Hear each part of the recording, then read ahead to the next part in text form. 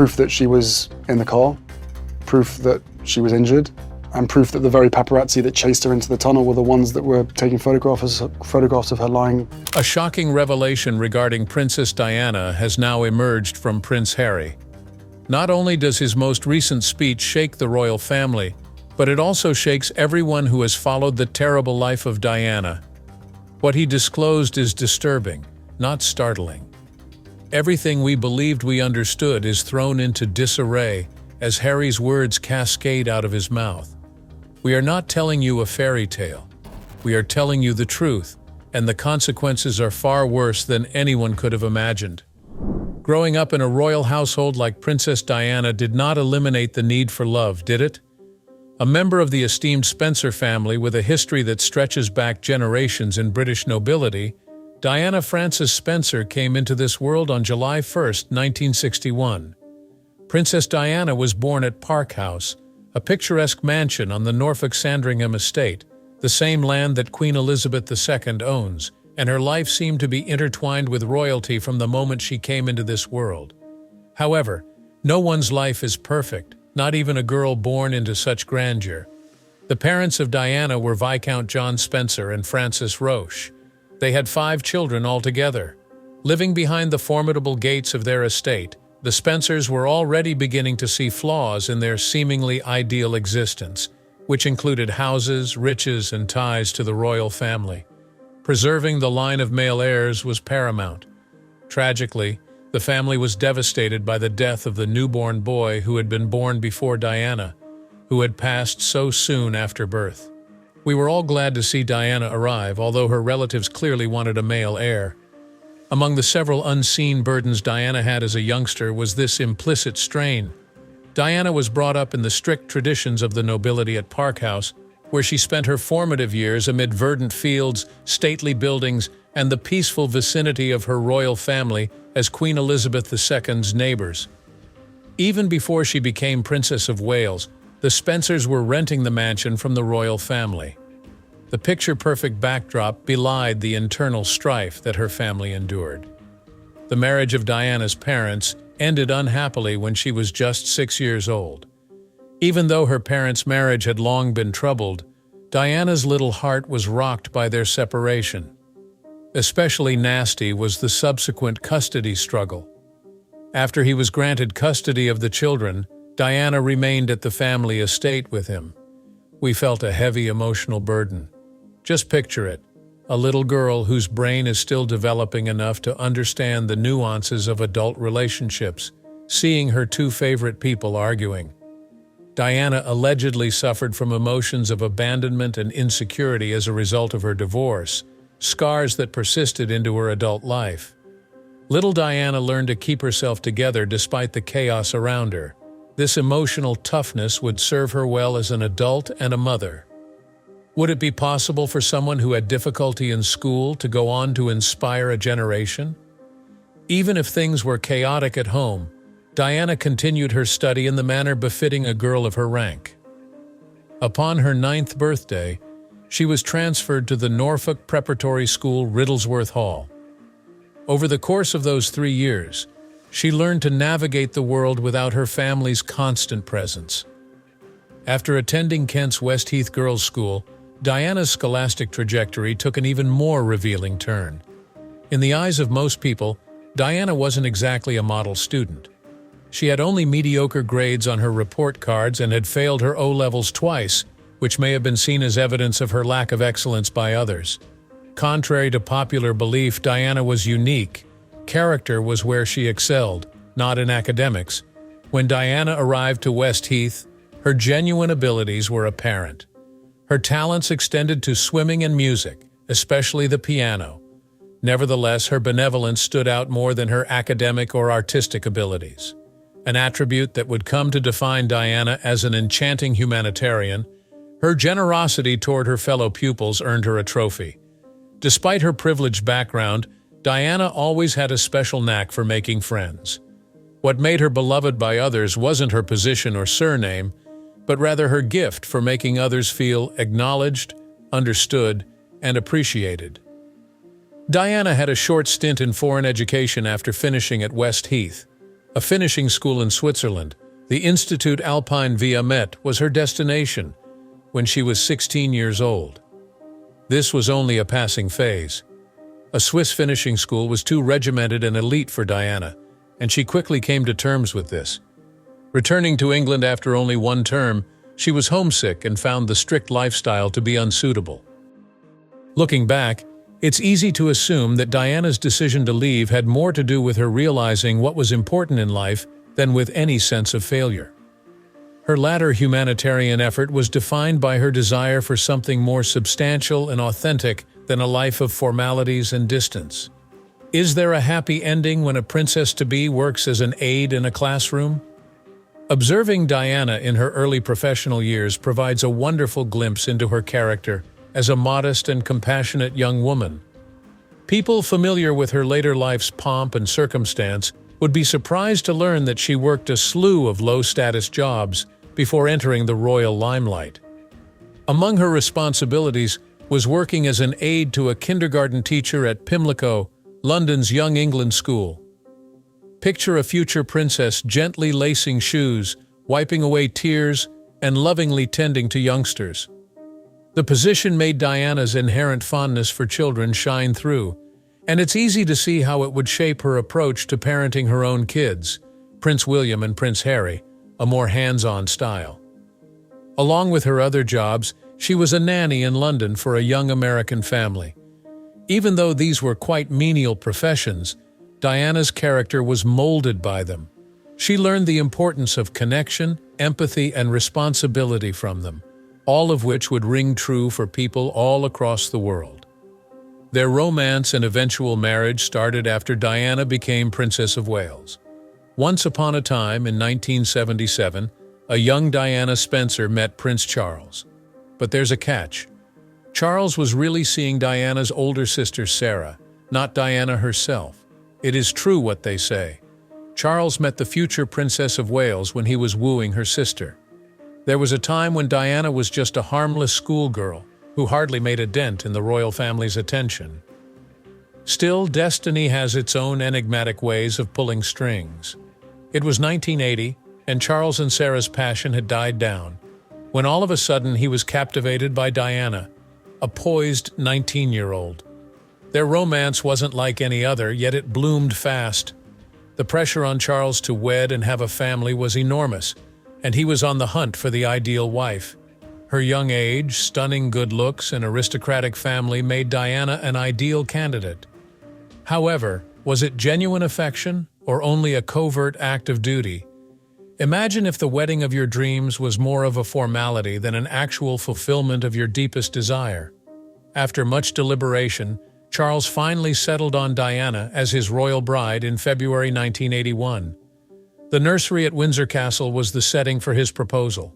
Even while it sounds lovely, Diana subsequently said that she didn't experience the typical elation one would anticipate from a young woman becoming engaged to a prince. She still agreed, though. On February 24, 1981, the couple's engagement was announced, and the globe went ballistic at the news. Spectators couldn't tear their eyes away from Diana as she displayed her famous sapphire engagement ring, a 12-carat beauty set with diamonds. But even in those early days, Diana had a feeling that her relationship with Charles wasn't as idyllic as everyone thought. Charles famously joked when questioned if they were indeed in love, but the definition of in love is subjective.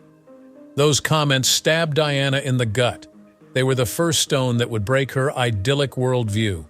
All eyes were on London's St. Paul's Cathedral on July 29, 1981. With a jaw-dropping 25-foot train and an ivory silk taffeta gown that would become famous, Diana walked down the aisle to the sound of applauding crowds and an estimated 750 million viewers across the world. Filled with regal history, grandeur, and ceremonial splendor, it was the wedding of a lifetime. Although the young bride, Diana, was just 20 years old, she appeared to be every inch the fairy tale princess. However, behind the scenes, she was already struggling with uncertainties. Charles had made a bracelet for Camilla Parker Bowles, a lady Diana suspected of being more than a friend, and Diana found it the night before the wedding. In spite of the sad news, Diana proceeded with the ceremony, intent on living up to her title as Princess of Wales. When Diana tied the knot, her life shifted dramatically. There was a meteoric rise to her status as one of the world's most photographed ladies. Her charm, poise, and exquisite sense of style won her widespread adulation.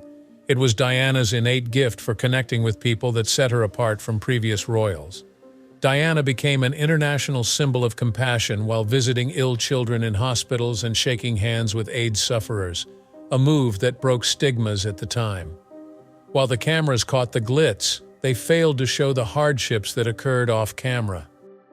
Conforming to royal norms was an extremely difficult task for Diana. The change from a more private lifestyle to the strict protocols of monarchy was daunting.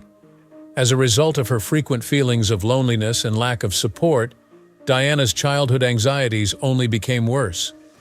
What if your grin and your problems are both brought to light by the spotlight? Discord in Diana and Charles's marriage grew more obvious with the passing of time. There was a world of difference between their personalities. Charles was an introvert who was duty-driven and who enjoyed drawing and talking architecture in alone. However, Diana yearned for genuine human connection and the freedom to act on her own will. A story-hungry media ratcheted up the tensions. Diana emerged as the popular princess, but Charles was depicted as emotionally aloof. However, the admiration she got appeared to deepen their divide. In an effort to manage the emotional upheaval she was experiencing, Diana turned to bulimia after giving birth to Prince William in 1982 and Prince Harry in 1984. Also, Camilla was a factor. A more recent frank conversation with Diana from 1995 confirmed her suspicion that the marriage included 3 of them.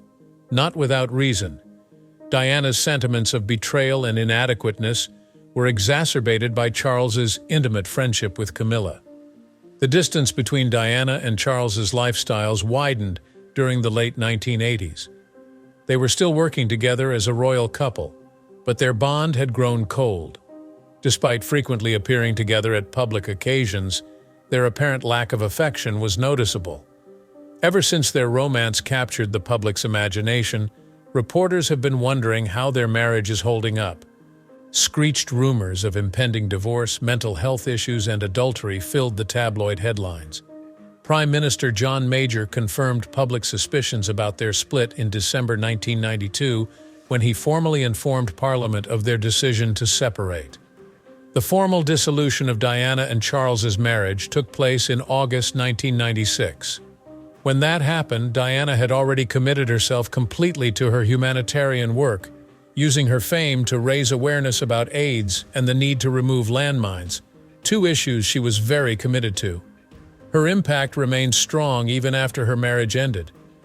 After their breakup, Charles was free to continue his romance with Camilla without fear of judgment. The widely publicized split with Diana had a devastating effect on his public image, and this was just the beginning of the long process of rebuilding it. Were the royals destined for tragedy, or was it fate? Divorce in Charles's affair created difficulties. It was clear that Charles and Camilla Parker Bowles were meant to be from the time they crossed paths in the early 1970s. Charming, self-assured, and hilarious, Camilla was too much for Charles to resist. The affair nevertheless came to an end when Charles enlisted in the Navy. Camilla wed Andrew Parker Bowles while he was absent.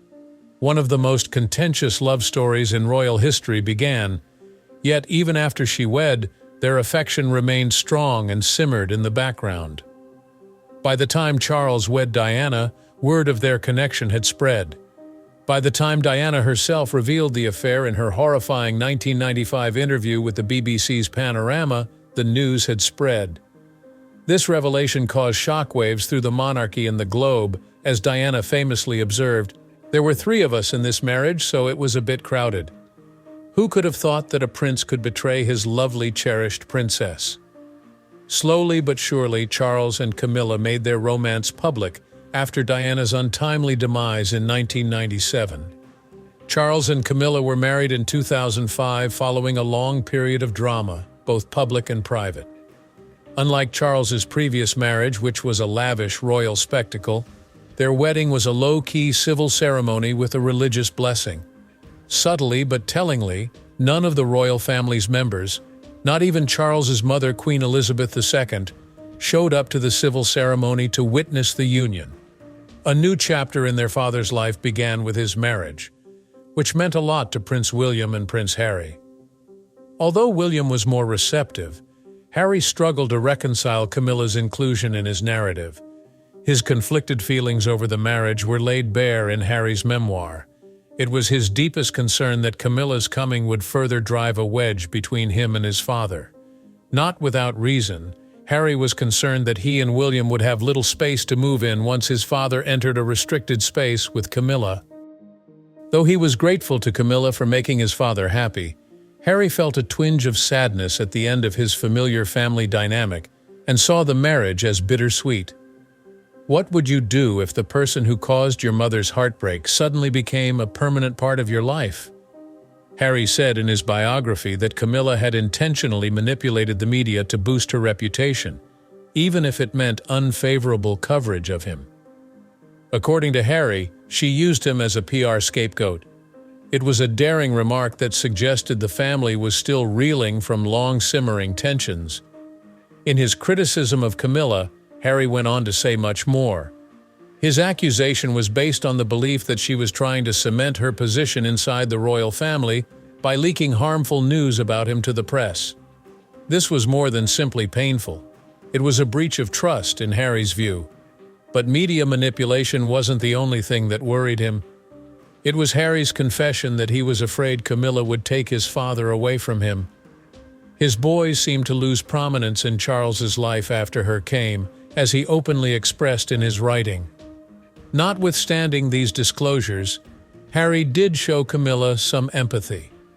He admitted that she too had been the target of public scrutiny, and that her position in his parents' marriage had been complex. A combination of bitterness and understanding resided in Harry's heart, as this nuanced perspective demonstrated. Charles and Diana's shocking split in December 1992 sent shockwaves around the globe. Everyone had an opinion on their marriage, ideals and critics alike, for more than 10 years. The innocence and purity of the union between the young and lovely Diana and the future king had been shattered by adultery, animosity, and the incessant scrutiny from the public. In 1996, when their divorce was formalized, it was clear that their relationship had begun to crumble. The public was aware of Charles's romance with Camilla, and Diana's battles with mental health, such as bulimia and postpartum depression, had been extensively covered in interviews. No matter how either side spun it, the damage to their marriage was done for good.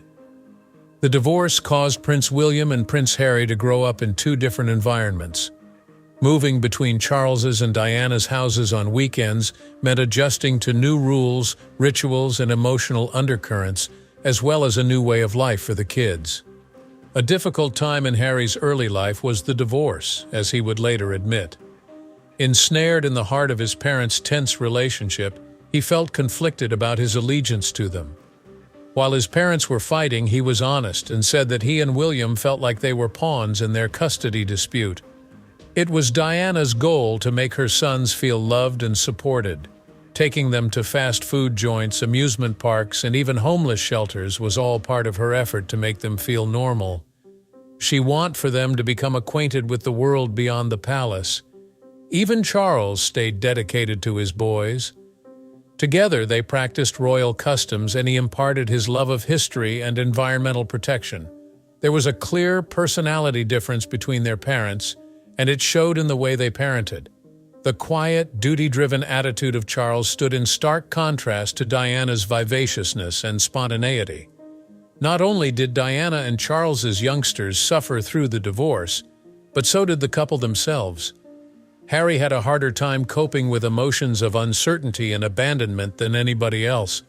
His later confession revealed that he had doubts about the permanence of partnerships and love in general as a result of his divorce.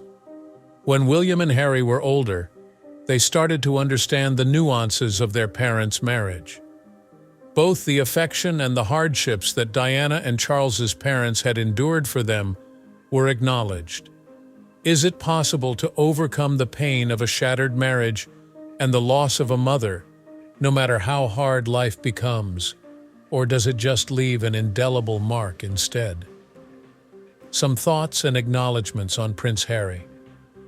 I have felt my mother's presence more in the last 2 years than I have in decades.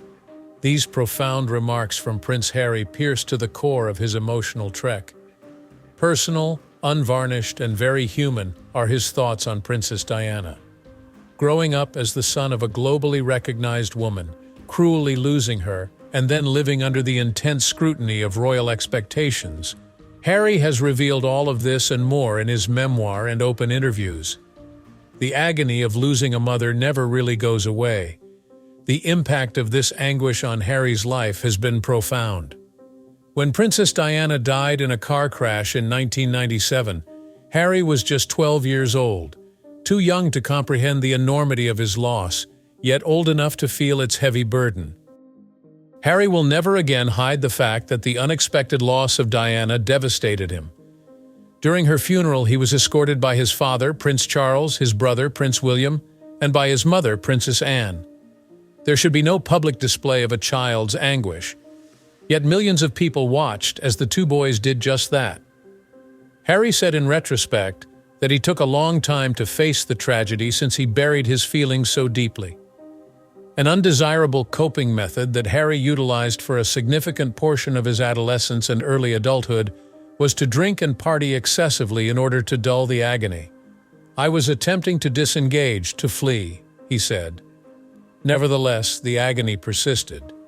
The media's fixation on Diana's legacy and the non-stop coverage of her death made it much more difficult for him to grieve in solitude.